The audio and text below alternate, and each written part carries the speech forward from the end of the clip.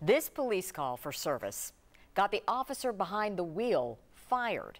Now he has agreed not to work as a police officer in Tennessee, while a state board reviews whether he should be allowed to serve in the future. 10 News reporter Vinay Simlot joins us to explain. And Vinay, you first told us about this story back in March.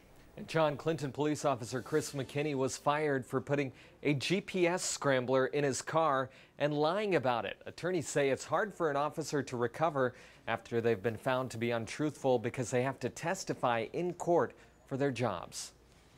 What you got plugged in here? That's my Wi-Fi extender. A lie to his boss. Former Officer McKinney was terminated after an internal affairs investigation. Brought Chris McKinney in front of this state commission. No, my GPS works fine, sir. Lieutenant Carl Bailey says he found a GPS scrambler in Chris McKinney's car, which he says is against the department's rules. Can't add to it, can't modify it anyway. That officer's personnel file shows he started his career here, working at the Knox County Jail. Records show McKinney was suspended twice in Knox County, once for throwing his keys in front of an inmate, a letter in his personnel file says. The second time for letting 3 inmates outside of the Knox County Work Release Center without permission. A letter from the sheriff says McKinney let those inmates smoke and stretch out. Attorney T. Scott Jones reviewed the personnel file for us.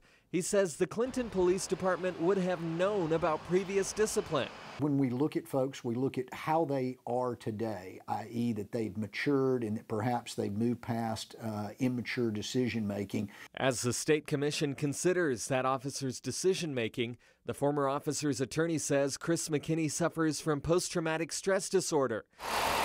He added, "We hope the community understands that, like many others, officers are not immune to mental health struggles." Obviously, it's very bizarre to put a GPS tracker in a car. There's got to be some explanation, and we submit that it's a medical explanation.